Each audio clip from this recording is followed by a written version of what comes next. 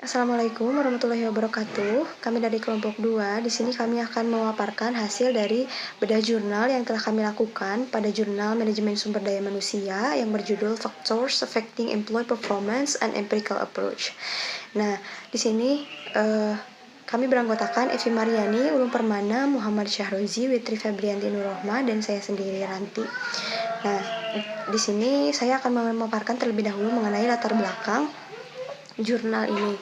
Nah, teman-teman, jurnal ini meneliti tentang faktor-faktor yang berhubungan atau mempengaruhi kinerja karyawan. Di sini yang menjadi latar belakang penelitian ini adalah adanya kesadaran perusahaan bahwa mereka harus mengembangkan karakteristik dinamis unik yang memberdayakan keunggulan kompetitif mereka agar mereka dapat bersaing atau dapat bertahan dalam lingkungan pasar yang terus berubah.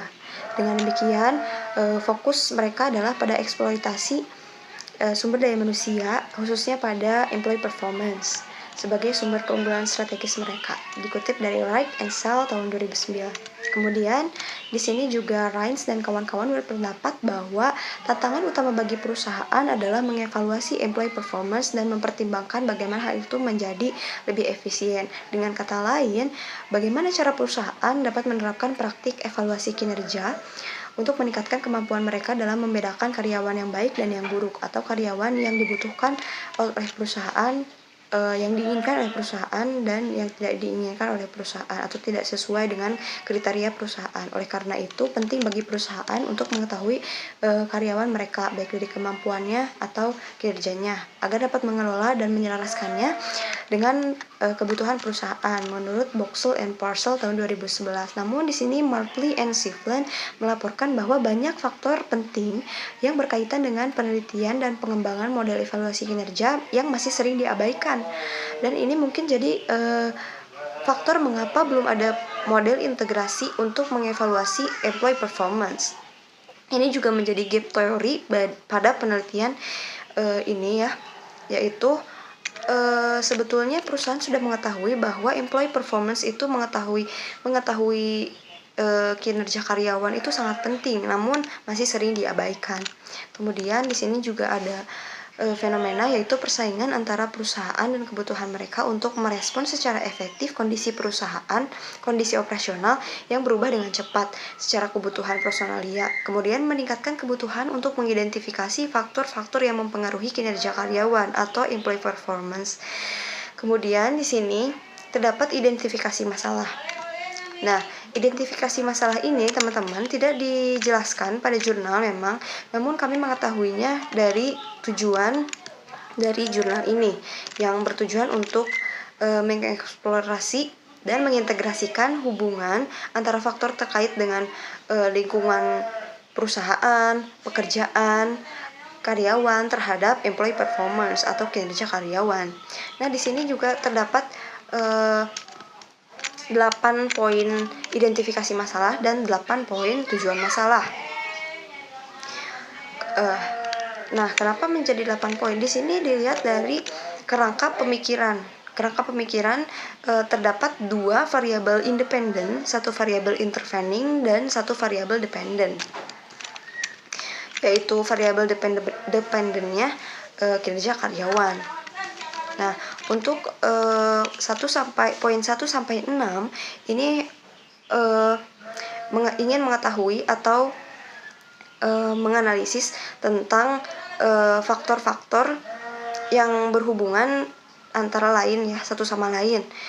Hubungannya satu sama lain. Kemudian untuk poin 7 dan 8 adalah mengevaluasi atau menganalisis tentang mediasi, faktor mediasi yang memediasi kinerja karyawan atau employee performance. Kemudian selanjutnya adalah kegunaan penelitian. Nah, secara akademis, penelitian ini diharapkan memberikan kontribusi ilmiah pada eksplorasi dan integrasi hubungan tentang faktor-faktor yang mempengaruhi kinerja karyawan atau employee performance. Kemudian secara praktis juga penelitian ini diharapkan memberikan manfaat melalui analisis yang dilaporkan, khususnya pada pihak manajer perusahaan Seperti pada hasil penelitian ini yang menunjukkan bahwa manajer harus secara dinamis mendukung tindakan terkait pekerjaan karyawan. Seperti yang disebutkan oleh Pulakos tahun 2009, manajer harus menyadari tingkat pengaruh yang mereka miliki atau melalui perilaku mereka terhadap iklim organisasi dan lingkungan kerja perusahaan untuk menghindari situasi yang tidak diinginkan. Baik, itu saja yang dapat saya sampaikan. Mohon maaf apabila banyak kekurangan atau kesalahan. Selanjutnya akan disampaikan oleh rekan saya. Sekian, wassalamualaikum warahmatullahi wabarakatuh. Baik, selamat malam semuanya. Nama saya Witri, NIM 024, akan melanjutkan penjelasan dari rekan saya. Di sini ada kerangka pemikiran. Nah, kerangka pemikiran di dalam penelitian ini adalah terfokus pada faktor terkait karyawan berupa proaktif, adaptasi, motivasi, intrinsik, fleksibilitas, keterampilan, komitmen, dan tingkat keahlian. Nah, Hill dan Armstrong berpendapat bahwa pelatihan meningkatkan pengetahuan dan keterampilan karyawan, sehingga mereka dapat berhasil menghadapi tantangan baru yang berhubungan dengan pekerjaan sehari-hari. Dengan demikian akan meningkatkan kinerja pekerjaannya. Nah, selanjutnya ada tentang lingkungan kerja. Menurut Koppelman dan kawan-kawan, lingkungan kerja mempengaruhi produktivitas dan kinerja karyawan. Lalu, lingkungan kerja dapat mempengaruhi produktivitas dan kinerja karyawan itu sendiri. Nah, berikut ini merupakan skema kerangka pemikiran, yang dimana faktor perusahaan dan faktor yang berhubungan dengan pekerjaan bisa mempengaruhi faktor-faktor yang berkaitan dengan karyawan. Nah, yang akan berpengaruh terhadap kinerja karyawan. Selanjutnya, hipotesis. Berdasarkan kerangka pemikiran, maka hipotesisnya adalah sebagai berikut. H1 sampai H4 merupakan faktor terkait perusahaan terhadap kinerja karyawan. H5 sampai H8 faktor terkait perusahaan terhadap faktor terkait karyawan. H9 sampai H12 faktor terkait perusahaan terhadap faktor terkait pekerjaan. H13 sampai H15 faktor terkait pekerjaan terhadap faktor terkait karyawan. H16 sampai H18 faktor terkait pekerjaan terhadap kinerja karyawan. H19 sampai H24 faktor terkait karyawan terhadap kinerja karyawan. Nah, selanjutnya, kinerja karyawan merupakan hasil dari banyak faktor, baik dari lingkungan pekerjaan, lingkungan perusahaan, maupun dari faktor individu karyawan itu tersendiri. Nah, menurut Pulakos dan Armstrong dan ahli lainnya menyebutkan bahwa dukungan manajemen merupakan syarat penting untuk perbaikan kinerja karyawannya. Selain itu, Lepak dan kawan-kawan menemukan bahwa iklim organisasi mempengaruhi sikap dan perilaku serta tingkat kerja mereka. Lalu faktor individu seperti keterampilan juga. Nah, menurut Wright and Snell mendefinisikan keterampilan sebagai reposisi ke tempat yang tepat dengan cara yang tepat. Dan menurut Chen dan Francesco menyebutkan bahwa sifat psikologis dari setiap faktornya juga akan berdampak pada karyawan itu sendiri. Selanjutnya akan dijelaskan oleh rekan saya. Terima kasih. Selanjutnya saya akan menjelaskan tentang metode penelitian. Yang pertama ada objek penelitian. Berdasarkan penjelasan di atas, dapat terlihat ada beberapa objek penelitian yang terdiri dari perusahaan atau terkait lingkungan, faktor terkait pekerjaan, faktor terkait karyawan, dan yang terakhir ada kinerja karyawan. Selanjutnya ada pendekatan penelitian. Berdasarkan data yang terlihat, dapat diindikasikan bahwa penelitian menggunakan pendekatan kuantitatif.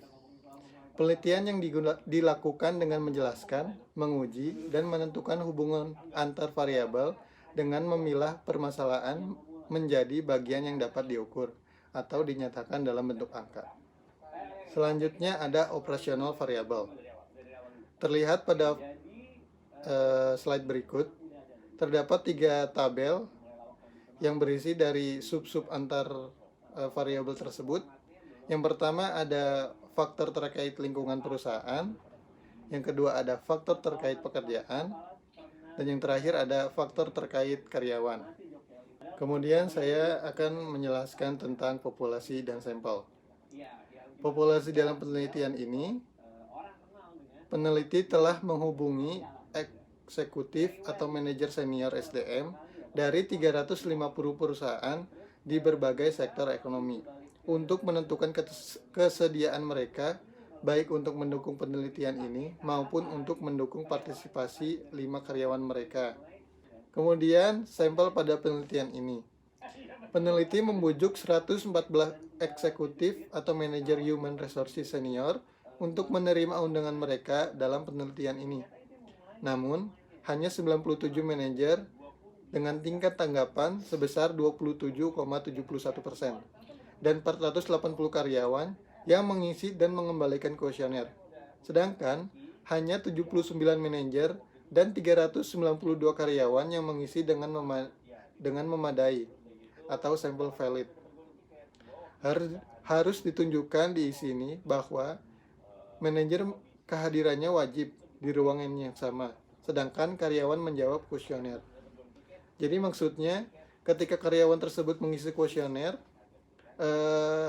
dipantau langsung oleh manajer tersebut.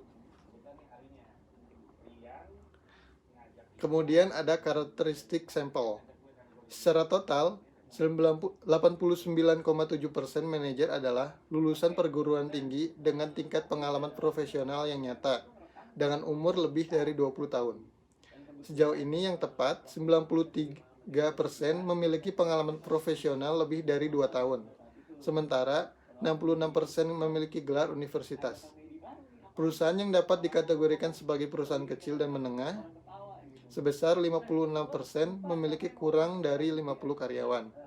Sementara kebanyakan dari mereka berada di sektor manufaktur dengan nilai 37,7%. Selanjutnya ada teknik sampling. Teknik sampling yang digunakan dalam penelitian ini yaitu non-probability sampling dengan sampling purposive. Pemilihan sekelompok subjek dalam purposive sampling didasarkan atas ciri-ciri tertentu yang dipandang mempunyai sangkut paut yang erat dengan ciri-ciri populasi yang sudah diketahui sebelumnya. Maka dengan kata lain, unit sampel yang dihubungi disesuaikan dengan kriteria tertentu yang diterapkan berdasarkan tujuan penelitian atau permasalahan penelitian. Baik, Assalamualaikum warahmatullahi wabarakatuh. Perkenalkan, nama saya Ulum Permana. Di sini saya akan menyampaikan beberapa poin. Yang pertama ada jenis dan sumber data. Yang kedua ada teknik pengambilan atau pengumpulan data. Yang ketiga ada teknik atau metode analisis data. Yang pertama ada jenis dan sumber data dari jurnal yang telah kelompok kami bedah. Setelah kami membedah jurnal tersebut, ditemukan bahwa jenis data pada jurnal tersebut adalah kuantitatif, dan sumber data dari jurnal itu adalah data primer, di mana peneliti mendapatkan informasi langsung dari sumber utamanya. Yang kedua ada teknik pengumpulan data.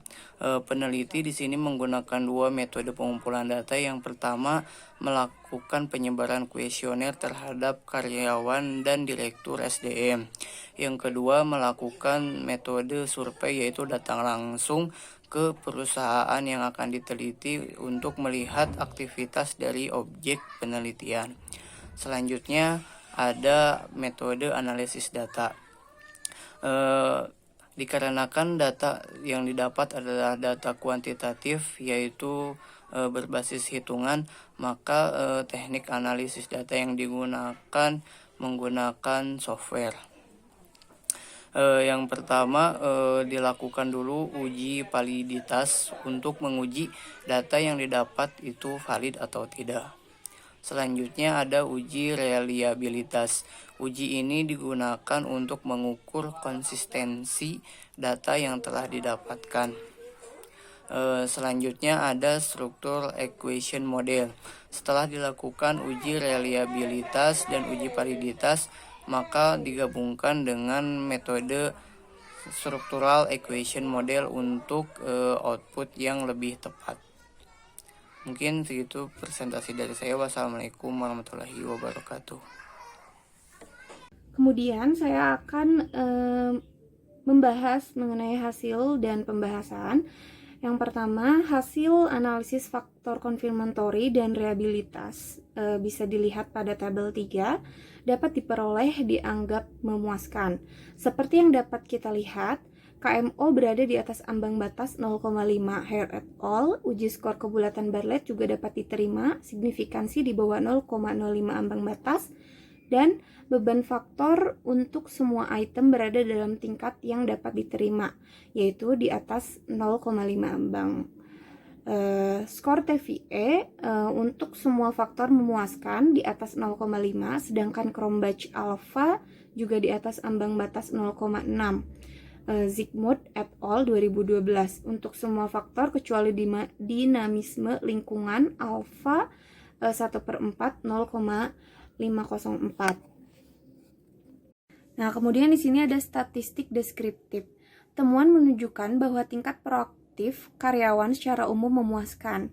Karyawan menyatakan bahwa mereka sering mengambil inisiatif dan mengungkapkan pandangan mereka kepada rekan-rekan mereka hal-hal yang berhubungan dengan pekerjaan. Dengan kata lain, karyawan mendemonstrasikan perilaku kerja yang proaktif. Sejauh menyangkut kemampuan beradaptasi, karyawan mengklaim bahwa mereka dapat dengan mudah beradaptasi dengan tempat kerja yang baru dan kebutuhan pekerjaan yang baru atau situasi yang tidak teratur. Khususnya, mereka percaya bahwa mereka dapat dengan mudah bekerja dengan teman sebaya terlepas dari apakah mereka pendatang baru atau memiliki latar belakang budaya yang berbeda. Nah, berkenaan dengan motivasi intrinsik, data hasil menunjukkan bahwa karyawan sangat mementingkan kepuasan pribadi mereka, menyarankan bahwa mereka lebih suka menjalankan pekerjaan mereka sedemikian rupa sehingga membuat mereka merasa puas secara pribadi dengan upaya mereka sendiri. Nah, kemudian karyawan merasa mereka memiliki tingkat otonomi kerja yang memuaskan. Mereka menyatakan bahwa perusahaan memberi kesempatan untuk mengelola berbagai karakteristik pekerjaan seperti pekerjaan harian, beban kerja, dan aktivitas kerja. Sedemikian rupa sehingga kinerja pekerjaan mereka tidak terpengaruh secara negatif.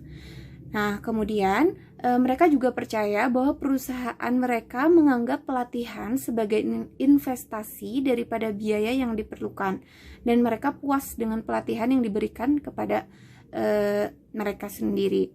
Nah, mengenai dukungan manajemen, karyawan menyatakan bahwa mereka dapat mempercayai dan bersandar pada supervisor untuk mendukung pilihan dan tindakan di tempat kerja mereka. Dengan kata lain, perusahaan tidak menganggap karyawan sebagai robot yang menghasilkan produk dan layanan mereka, tetapi sebagai individu yang membutuhkan bimbingan dan bantuan untuk melaksanakan aktivitas pekerjaannya secara efisien. Lebih lanjut, manajer juga menyampaikan bahwa perusahaan mereka beroperasi dalam lingkungan bisnis yang tidak stabil, yang sering berubah. Oleh karena itu, perusahaan seringkali meningkatkan peralatan teknologinya dan proses produksi untuk memperkuat posisi kompetitif di pasar.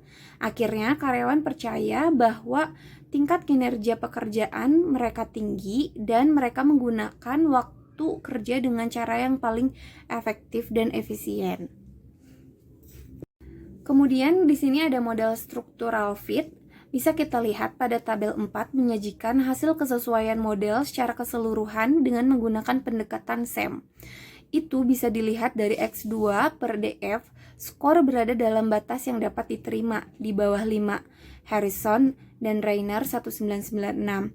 Kemudian GFI skor di atas ambang 0,90, Bolen dan Long 1993, dan skor CFI juga di atas 0,9 ambang, dan TLI mendekati ambang 0,9, dan nilai RMR di bawah ambang 0,1, Hare et al. 1992. Nah, analisis tingkat pertama. Bisa kita lihat pada gambar 2 menyajikan model struktural tingkat pertama. Berdasarkan dengan koefisien jalur yang diekstraksi dan menyesuaikan skor R2, seperti yang telah diketahui, semua hipotesis yang mengacu pada hubungan antar konstruk diterima. Secara umum, model ini mampu menjelaskan 27% dari varian dalam kinerja karyawan atau EP dengan faktor terkait pekerjaan memiliki dampak terkuat 0,29 untuk H16 sampai H18, diikuti oleh faktor terkait karyawan 0,19 pada H19 sampai H24 dan faktor yang berhubungan dengan perusahaan atau lingkungan 0,12 pada H1 sampai dengan H4. Selanjutnya, faktor yang berhubungan dengan perusahaan atau lingkungan sangat mempengaruhi baik yang berhubungan dengan pekerjaan maupun yang faktor terkait karyawan 0,56 H9 sampai H12 dan 0,41 pada H5 sampai H8 masing-masing. Sedangkan faktor terkait pekerjaan sangat mempengaruhi faktor terkait karyawan 0,39 pada hipotesis H13 sampai H15. Nah, kemudian di sini ada analisis tingkat kedua. Bisa kita lihat pada gambar ketiga menunjukkan model struktural tingkat kedua secara keseluruhan bersama dengan diekstraksi koefisien jalur dengan skor R2 yang disesuaikan. Dampak langsung dari kemampuan adaptasi, lingkungan kerja, motivasi intrinsik, dan dukungan manajemen pada kinerja karyawan atau EP juga didukung. Secara keseluruhan, model terakhir dapat menjelaskan 42% varian dalam kinerja karyawan EP. Nah, kemudian yang terakhir ada simpulan dan saran. Model yang diusulkan menggabungkan berbagai faktor yang mempengaruhi kinerja karyawan. Secara spesifik menggarisbawahi peran penting yang mendukung manajemen, iklim organisasi, lingkungan kerja, kemampuan beradaptasi, dan motivasi intrinsik berperan dalam menentukan kinerja karyawan atau EP. Secara khusus, kurangnya dukungan manajemen untuk tindakan karyawan memiliki dampak negatif langsung pada kinerja karyawan, iklim organisasi, dan lingkungan kerja. Ini berdampak negatif pada iklim organisasi dan lingkungan kerja yang menyebabkan serangkaian dampak negatif pada faktor-faktor lain yang dimasukkan ke dalam model yang diusulkan. Demikian pula, efek negatif pada lingkungan kerja secara langsung dan tidak langsung menyebabkan penurunan kinerja karyawan. Pengaruh tidak langsung ini diamati melalui pengaruh negatif intrinsik karyawan motivasi, misalnya kepuasan kerja yang rendah menyebabkan kinerja pekerjaan yang tidak memadai, tingkat karyawan proaktif, misalnya keengganan untuk mengambil inisiatif selama pelaksanaan pekerjaan mengarah pada sikap pasif, jadi mereka lebih pasif gitu, mengenai situasi pekerjaan yang bermasalah dan stres. Dan tingkat karyawan atau kemampuan beradaptasi, misalnya karyawan tidak menghadapi situasi terkait pekerjaan yang bermasalah, menciptakan hambatan untuk menyelesaikannya dan mengakibatkan kinerja pekerjaan berkurang. Sekian pembahasan dari saya. Mohon maaf apabila terdapat kesalahan. Selamat malam, terima kasih. Assalamualaikum.